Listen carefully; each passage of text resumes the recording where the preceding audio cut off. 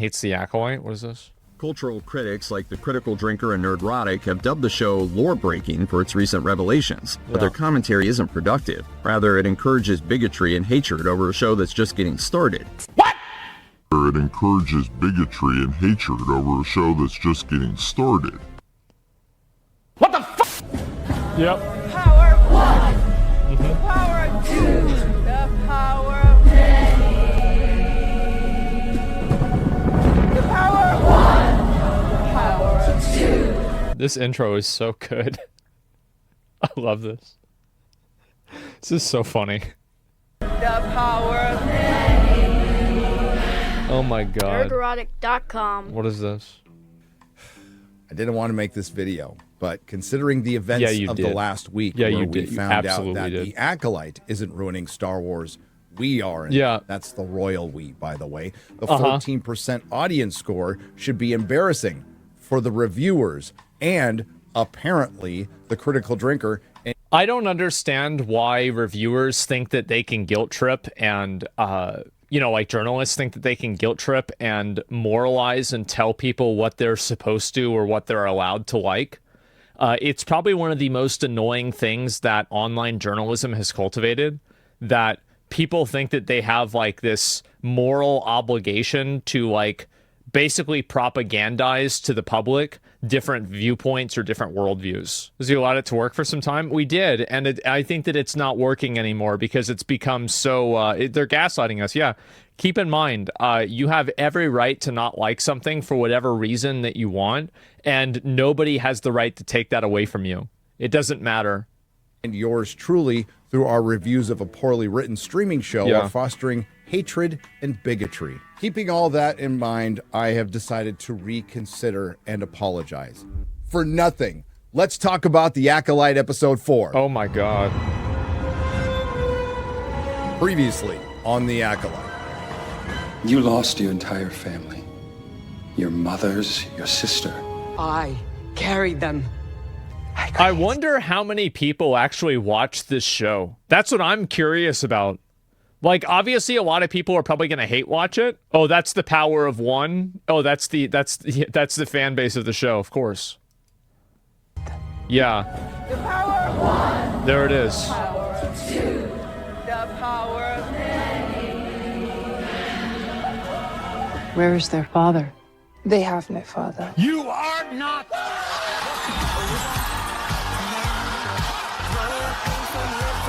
Ascension is about walking through fear. It is about sacrificing a part of yourself, the power of many, instead of the power of one. Time to die. The Acolyte episode 4 is thankfully a very short 27 minutes and 11 seconds, not counting the previously on in credits, which quite frankly isn't enough to review, but thanks to the Acolyte's lead actress Amanda Stenberg providing us with some bonus content. Oh, she's the main actress for the show and she did this like really cringe music video? I didn't even know that. I work in screenwriting with the Writers Guild in a studio. The amount of professional writers who love this show is sickening. They really do think that, like that journalist article. Well, the problem is that, like, I think that this kind of issue, like, it has a lifespan because eventually people are, like, the company will lose so much money pandering to these kinds of people and creating this kind of content that it just won't happen anymore. And I think it's already happening. Like, it's been happening now for, like, 2 years. And, like, you're seeing a lot of shows correcting and not doing this anymore because of that.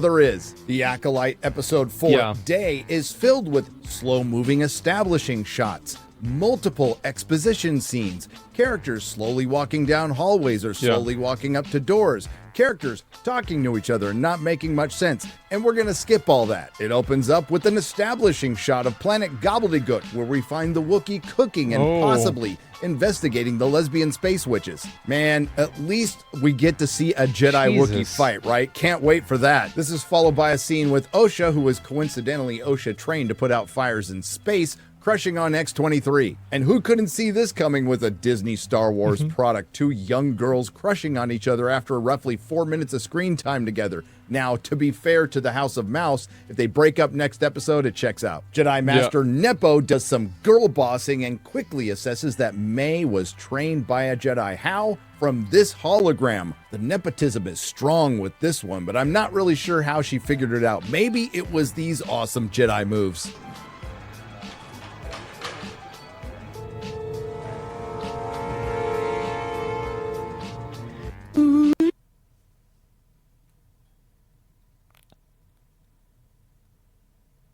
This is sad, bro. Really? I mean, this shit is sad. Oh my God. How can it be so bad? The reason why it's so bad, let me explain why this happens. The reason why it happens is because all feedback and all criticism is labeled as sexist or racist. That's the reason why.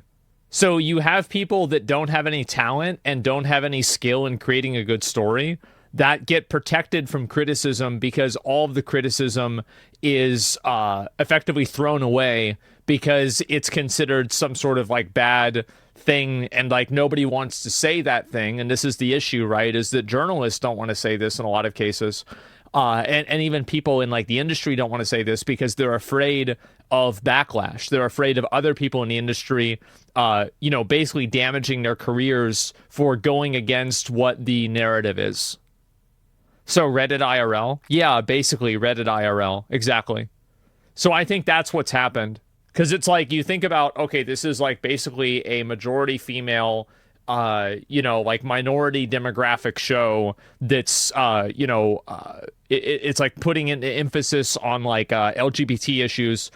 Like, people nowadays, especially in like the, this type of like entertainment industry, are really afraid to go against something like that because they're worried it could hurt their career.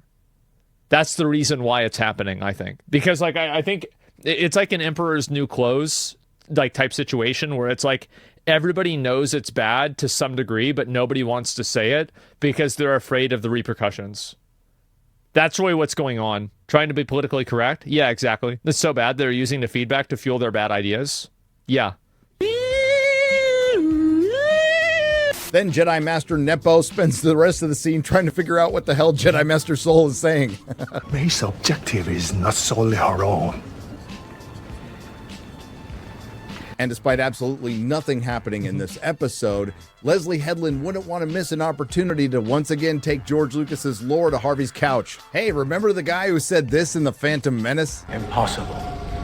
The Sith have been extinct for a millennium. This is Jedi Master Conehead, or CatDany. Wait, is it this? That's the same guy? How does head get longer? In the first movie, his head was way longer.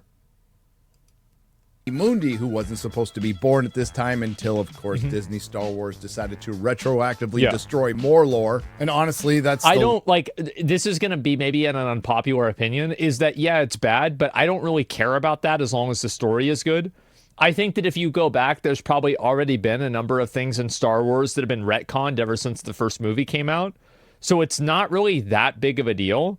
But at a certain point, it's like one more fucking thing, right?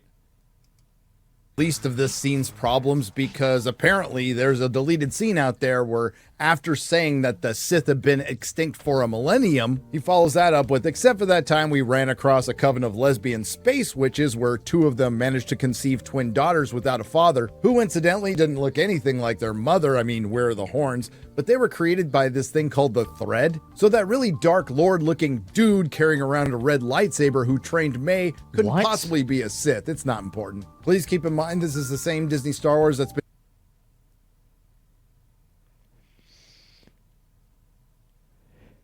This is sad, bro. Like, what the dude, I never watched this show, so like I don't know a lot about this.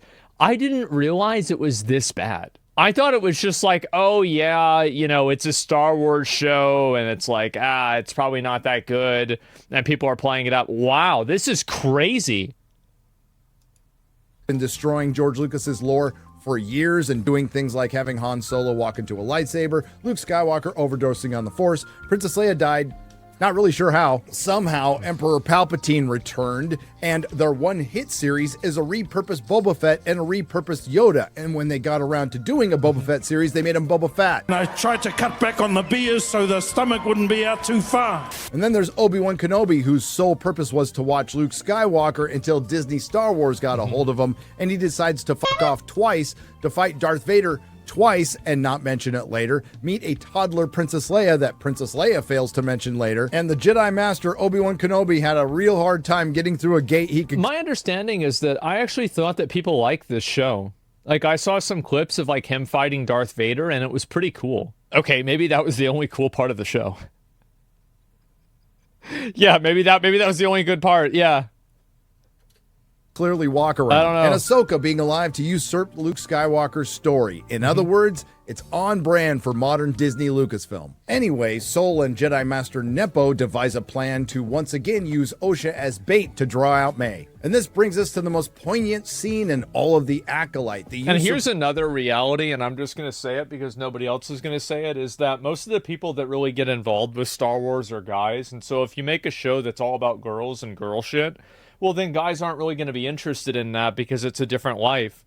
So, like, why is it that this keeps happening? That, like, this is the big problem that, like, a lot of media has, is that media is incapable of acknowledging a simple truth that men and women are different and their interests are different. And you can't take a male character and then turn it into a female character without some degree of dissonance there, because gender roles and the way that people act in society and their sex and everything, this does determine the way that they behave down to a chromosomal level. But for some reason, acknowledging this fact is, like, I don't know, bad or something like that. And we have to pretend like everybody's the same. Well, we're obviously not all the same. Everybody looks different. Well, of course, men and women are different. Like, you think the only way they're different in every single physiological way, but somehow their brains are the exact same? What's the logic there? It doesn't make sense. So the issue is that you have these male-dominated franchises, like, for example, Blade. You're looking at Star Wars, things like this that are made for a male audience, and then they try to diversify the show or the IP into being a female audience, and then it alienates the original audience because a lot of guys identify with Luke Skywalker because they're guys and Luke Skywalker is a guy. Yeah, Blade is unbeatable. Yeah, exactly, right? And that's the thing, is that Blade, where, like, they're saying, like, oh, it was a female character that was actually supposed to be, like, the main character of Blade. Like, what is this? Why? Like, who do you think's watching Blade? It's a bunch of guys that like seeing this really cool dude with sunglasses that's a vampire kill other guys. What the fuck did you think this was?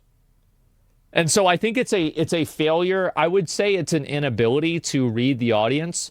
But the truth is that I think they know what the audience is, and they're actively trying to propagandize to them, and it's just not working. It's not working because you're not going to convince somebody that, you know, like, this is like, oh yeah, you actually are, you know, like, your life experience is the same as a woman. It's not. And again, like, I watched Star Wars whenever I was a kid, you know, like, I had all the lightsabers, the things. Everybody that went out and we played with lightsabers, we were all guys. Star Wars was always a guy thing. Why are you making a story that's built around women and then being surprised whenever the Star Wars fan base doesn't like it? I mean, really? It's like making the Barbie movie and all about Ken. Well, you can't do, that's not what people are there for. So yes, and bad writing. Well, obviously, but what I'm saying is that, like, I've noticed this a lot where, like, games that are like existing games will have like a prominent female protagonist, and like, this is a game that, like, guys are playing. Guys want to play other guys, I think, in general, right? For relatability. I think absolutely. And you can look at live streaming as an example of this, right? Where, like, if you look at live streaming and you see how many people... the only reason why a guy wants to play a girl character is if the girl is hot. And I think that this is not a 100%, but I bet it's about 90. I do. I think it's about fucking 90%. Nobody wants to play an ugly chick in a video game. They'd rather just play a guy. That's like the worst case scenario. People are fine with, like, Underworld, okay? The movie. Great movie.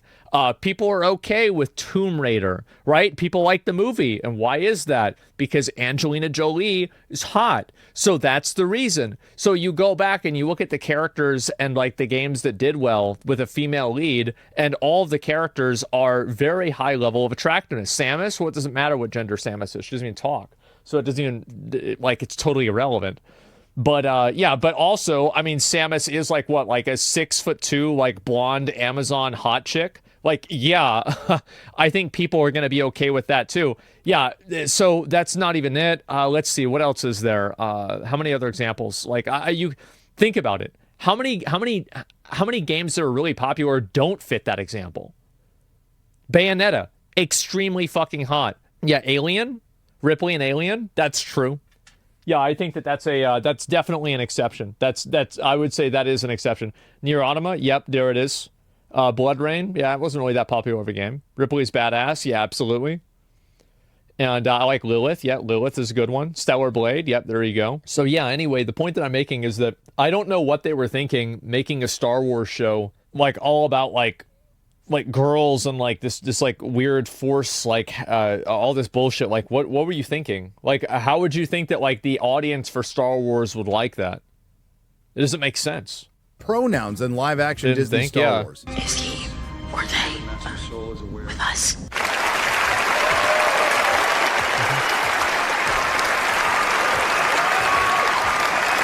And the rest of the I think the problem is that like whenever you see lines like that, it kills the immersion for the story, because it makes people think that the story is only being created as a vehicle to spread a message, and it undermines the escapism that a show like this can have.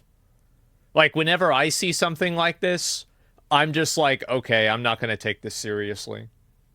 And the problem also is that the issues that they're trying to push are these like super contemporary, very like relevant, hot button social issues versus like Lord of the Rings trying to push the idea of perseverance, honor, dignity, good versus evil. So like it's the difference between like trying to push like this very, very contemporary, modern social issue versus being able to push like a core human virtue that's been considered good for all of time, right? It's pop culture versus classical. Yeah, exactly. It's timeless. Yeah, it's going to be timeless. Like, I'm sorry, but they're never going to find like every one of these shows. Not a single one of these male characters is a better male role model than Aragorn, and it's not even close. And the reason why is that I think that a lot of people don't really they don't really understand what that means, right? I think that's the big issue. Everyone's pure acting. Yeah, exactly. Are they trying to be? Yeah, absolutely. I think that they are. They're trying to have like absolutely. If you really think that the things where they're trying to like add pronouns into a story like this, that they're not trying to avoid toxic masculinity and have good role models for like men, absolutely that's what they're trying to do. Of course they are. 27-minute episode is spent with the clueless Jedi in a race to get to Kelnaka, the Wookiee Jedi, before Asian Ezra Miller. Here's another example, sorry, is that somebody brought up Samwise. So there's a little bit of backstory behind this. And so like J.R.R. Tolkien was I forgot, like he was Marine, a soldier. He was a soldier in World War I, like actual trench soldier in World War I. And he was an officer. Obviously, he's very well educated, so he had an officer position. Still sucked, but not quite as much. He had a guy that worked underneath him who he felt that, like, this guy was, like, the pinnacle of what a man should be. He had every good instinct, every good virtue, just totally this great, amazing person. And Tolkien felt like almost like inferior in this other person's presence, right? So not inferior, but like he felt lacking, in some cases based off of how virtuous this other person was. And so Samwise Gamgee was built off of that character. But the difference is that the virtue of a noble worker and a man who is just trying to go about his daily life and do the right thing no matter what is so much more timeless than trying to make like a little one-liner that pays credence to a current social issue. Like somebody can go back, like for example, in like 100 years, why would somebody's going to think, why are they saying, you know, he or they, right? Like, what is this? It's not going to make sense. There's not going to be any resonance with that. But whenever you listen, like in 100 years, people will be able to watch Lord of the Rings and think Samwise is just as much of a pimp as they do now. That's the difference. Is that it's just so, it's so contemporary and fleeting. It's timeless. Yeah, it's timeless. He did have a lot of kids. He did. Was it like 9 kids or something like that? It's actually what Tolkien was talking about with applicability versus allegory. Well, yeah, but what I'm saying is that, like, obviously people in their real life get inspiration for their stories. In May. Then we get a heel turn that might give you whiplash. Jesus. May is good now. You heard me right. I don't need to do this anymore. I don't need to kill a Jedi without a weapon. I don't need to keep this deal. What? Osha being alive changes everything. My loyalty is to Osha, not your master. What I'm going to do is surrender myself to Kalnaka and then turn myself into the Jedi. No. You gotta be f***ing kidding. And this shouldn't surprise anyone. Nobody thought that diverse female antagonist was actually going to be evil. Of course she's going to be oppressed somehow, and her actions will be justified, even being responsible for the death of 2 Jedi. Down with the patriarchy. And leave it to a Disney Star Wars Gen Z villain to give up on revenge because it's hard. This brings us to Kalnaka, the Jedi Wookiee, arguably the most compelling thing about this series. It would have been awesome to see him fight, right? Well, he dies off screen. And what was the reason? I think also another issue is that a lot of these characters don't actually... I think that there's a lot of, like... there's a lot of, like, social baggage of having a character that's a minority doing bad things in a show. Because, like, if you have a character that's a minority doing bad things, people say that it's caricaturing that minority, or it's, like, demonizing those minorities.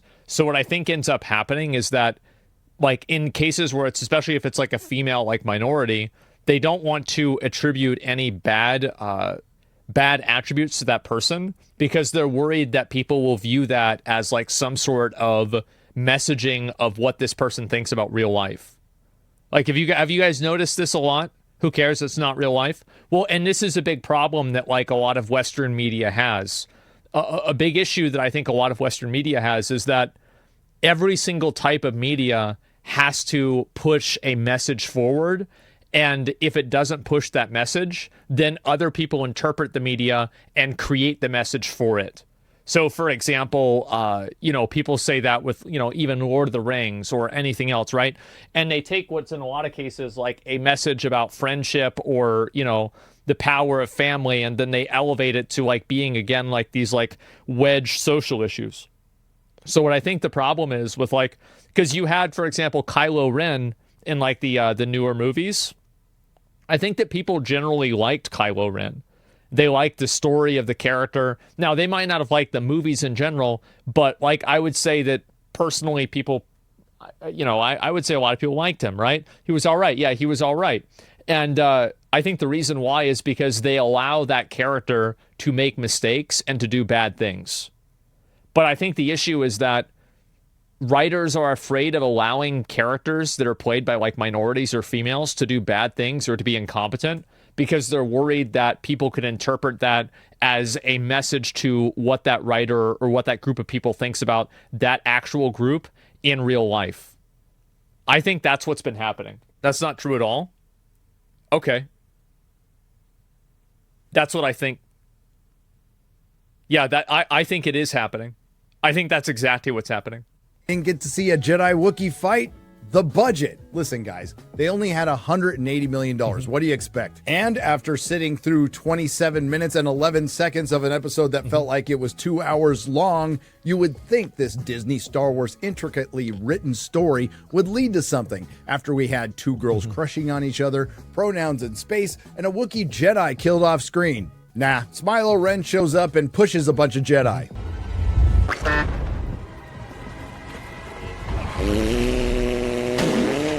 And the big mystery to the 5s and... Wow.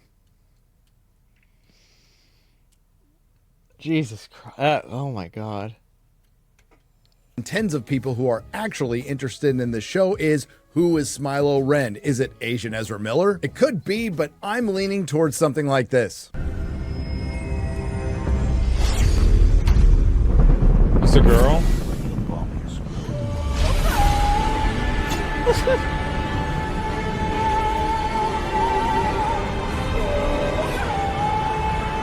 Credit to Disney Star Wars. Keep in mind, that's exactly what Eowyn did in Lord of the Rings Return of the King, whenever she killed the Witch King. And this goes back to what I said before about trust, that people nowadays don't trust Western studios and Western writers to write a story that's authentic. And they assume that every story that's being written is being written in the context of some sort of message that's trying to be spread. This is exactly the same thing I was talking about. For not making an episode as bad as the previous. The good news with the Acolyte, we're halfway through the season. The bad news, we're only halfway through the season. And just when you think things couldn't get worse for Lucasfilm, they do. Series star Amandla Stenberg, who has the amazing ability to play two characters exactly the same way with the exact same haircut, decided to come out with a diss track against Star Wars fans. A diss track that Amandla feels so strongly about that she's copyright claiming absolutely everyone who posts it on X or YouTube. In what's likely an industry first, a TV show star has written and released a song and a music video complete with dance moves in response to racist backlash against the show. It's a bold strategy, Cotton. Let's see if it pays off for backlash. So this is kind of what I'm talking about before, about how, like, I think that a lot of journalists, like the Hollywood Reporter, nobody is actually going to criticize and say, like, no one is ever going to be saying and, like, criticizing the show for, like, for example, anything that I'm talking about, like, that I've talked about with this video. They're never going to bring any of that up. And the issue is that a lot of people think the way that I do. Even if you think that it's wrong, it's very clear that a lot of people think like I do. Many, many people think the way that I do.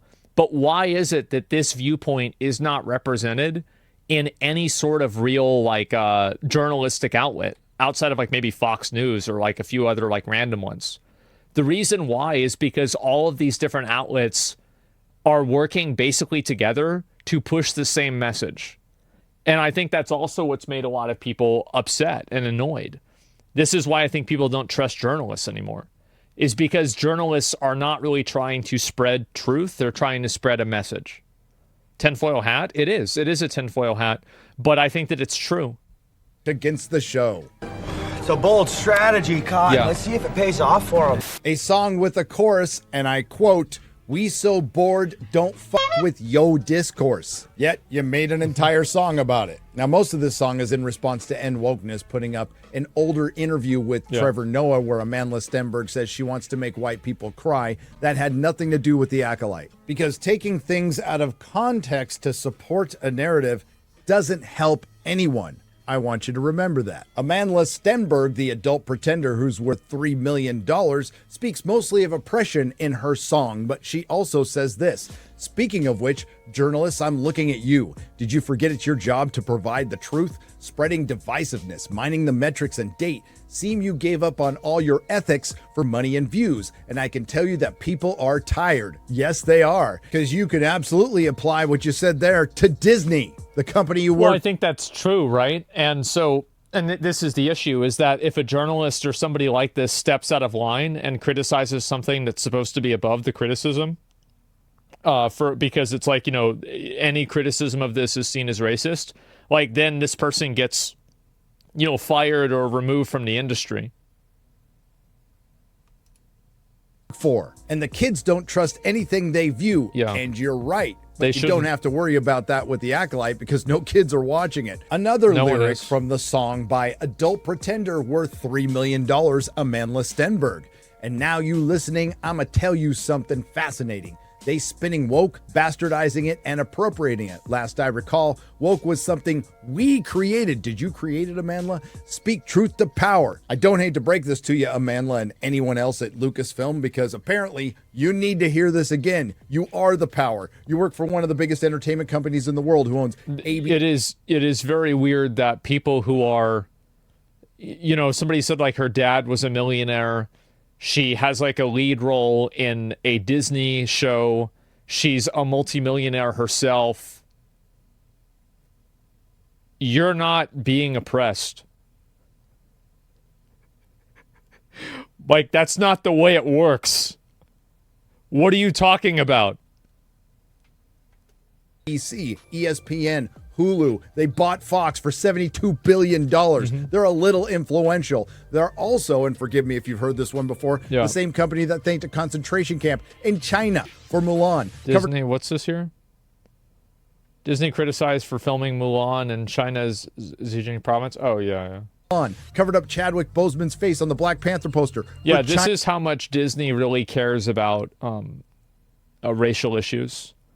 So this is, maybe you didn't know this, they covered Black Panther, like Chadwick Boseman, they covered his face in order to have the movie posters be put up in China. So like Disney actually doesn't care about any of these social issues at all. If being a racist and like if Hitler had won World War II, Disney would be pushing Nazi propaganda. China shrunk Finn on the Force Awakens poster for China, a company well known for providing the discourse and gaslighting what's left of the divided fandom for years now as far as Disney Star Wars is concerned. It's never going to work for people. It's never going to work gaslighting and guilt-tripping fans into trying to like something. It'll never happen.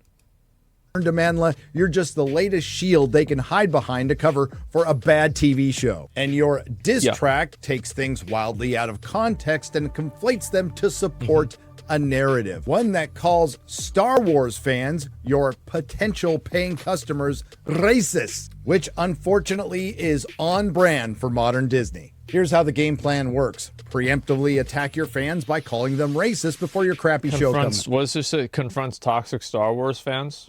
Often get attacked because the fandom is mostly dominated by men. Yeah, wow. Yeah, that's exactly right. Never feel sorry for this, right? And like, I don't understand how do these people think that they're being oppressed when she's like the CEO or something like that of Disney, and she's like changing the narrative of an entire show. It's nuts, man. How do these people think that they are the oppressors? They're the ones doing it. It's crazy. It's a guilt trip policy. Yeah, bro, never give these people an inch. Show comes out. The show comes out. Everyone says it's crappy. Continue to call the fans racist. One of the stars makes a video calling the fans racist. Access Media articles are written in support of the actor calling the fans racist. And then the inevitable support from Disney. I'm wondering if there are any mainstream publications that go against her narrative of saying that the fans are racist. I would be very curious to see that. They won't dare, right? And that's the reason why nobody trusts the media. It's because you can't have certain opinions, even though I think the majority of people believe them. Disney or Star Wars or both calling the fans racist while supporting the actress. And please tell me when this has ever worked. The Acolyte is the Marvels of Star Wars. It was something that was predictably bad. We just didn't know how bad it would be. Recently, a Spaceballs sequel was announced, and it's well over a decade too late. Probably gonna be better than this. Because Disney Star Wars is the parody. And as far as independent reviewers fostering hatred and bigotry, the only ones I see doing that are Disney. Certainly, there have been times where, there's no way we're hiring a white male person. It's kind of unspoken. There are times when it's spoken, but how would they say it? There's no way we're hiring a white male that's spoken. Nerderotic.com. If you like what you heard, please like, share, and subscribe. If you didn't like what you heard, I thank you for listening this long. I will see you in the next video. I think that's what's happened, right? That's what's happened is that you have media is like not allowed to go against certain types of messaging, and it's not allowed to kind of counter these like baseless claims of like sexism or racism. And I think that what that's caused is it's caused people to become more sexist and more racist because they're like, well, now we weren't, but because you're treating us like this, we are now. You know, it's basically if you treat somebody like a certain way, that's the way that they're going to start acting. There's the video. This is a great video. I agree almost with everything you were saying, right? I definitely do. If you criticize Acolyte, now you're racist. Exactly, right? Well, what I'm saying is that saying that like the hate is from racism, I bet no mainstream publication, and I'm actually curious about this, right? Because my perspective is that I think that video game journalism is just simply a like, I don't think video game journalism is any real different than like entertainment journalism. It's basically all the same thing because, again, video games are entertainment. And so whenever I see people complaining about video game journalists, like, for example, like Stellar Blade, there were no people in like any of the really big mainstream publications that said that they liked the fact that the new character from Stellar Blade, Eve, was really hot and that she was sexualized. Nobody said that was a good thing, even though it's obvious that so many people believed it. So many people thought this was true, but you can't say it. And I think that people get really tired of not being able to say things. I think this is just an issue in general, like Western culture. If you go back to even like ancient Greece, which is where like a lot of Western culture, and Rome, where like Western culture was like kind of first started. If you think about how much of that like is the autonomy of having your own ideas, being able to think for yourself, that's the cornerstone of what our society is built off of. So if you're stopping people from thinking for themselves and seeing things that are obviously in plain sight, you're going to have a lot of problems because people are just not going to take that.